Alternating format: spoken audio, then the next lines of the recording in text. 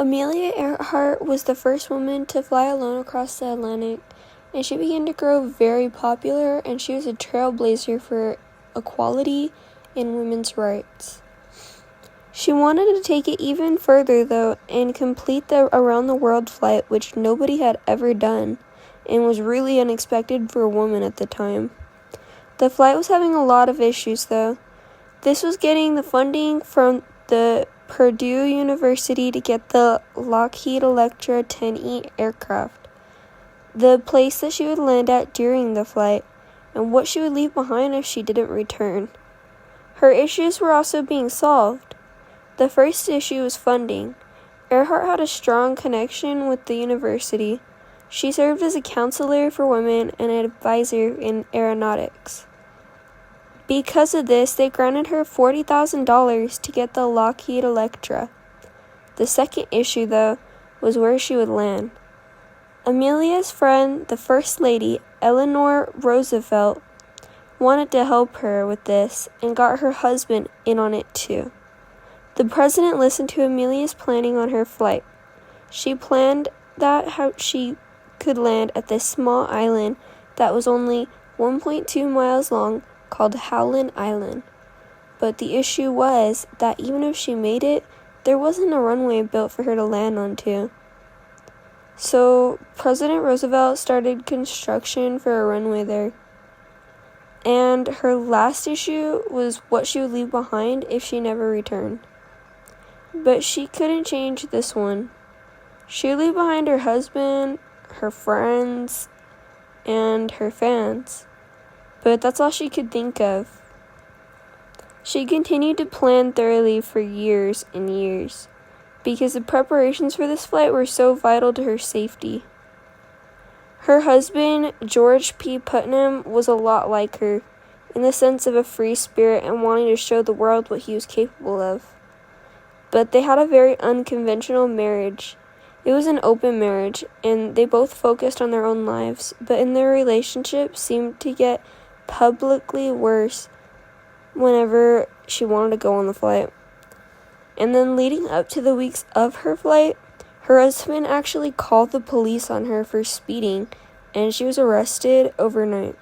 Amelia and her navigator, Fred Noonan, started their flight on May 21st, 1937. They flew out of Oakland, California, and they were heading to their place that they were trying to land, Howland Island. But they started sending in walkie-talkie calls that their fuel was running low, and another big worrying sign that the wind was pushing them back and it was making their fuel go by a lot faster. So they were afraid they were not going to land where they were supposed to.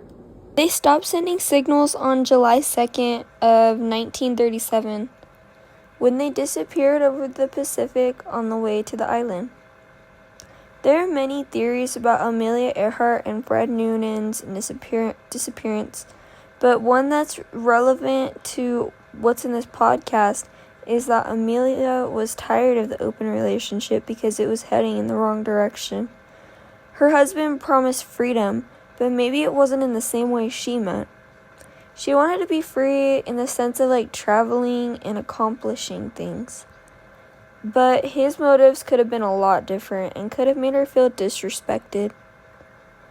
George didn't want Amelia to leave either. So this theory suggests that she had an affair with the navigator Fred Noonan and faked a plane crash to land on an island and live out their days together. The search for the two started with the U.S. Navy and the Marines, then the Coast Guard, but none of them were able to find any signs of them whatsoever. But then law enforcement, specifically the U.S. Navy and the U.S. government, officially told the public that Amelia Earhart and her navigator Fred Noonan died in the Pacific Ocean after their plane ran out of fuel.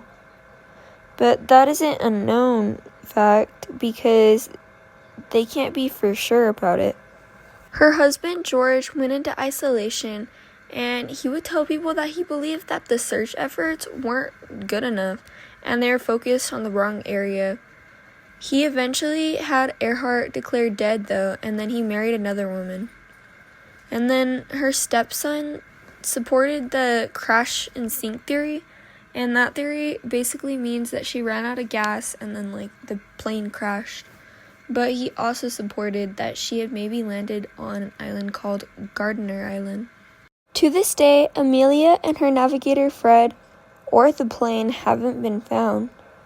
But Amelia's disappearance and the mystery surrounding it have taught people several key lessons. One of them is the importance of a bunch of communication systems within planes and just traveling in general, and then the risks of long-range aviation. And I would say that her story is a powerful reminder of her pioneering soul and her strong interest for women in aviation.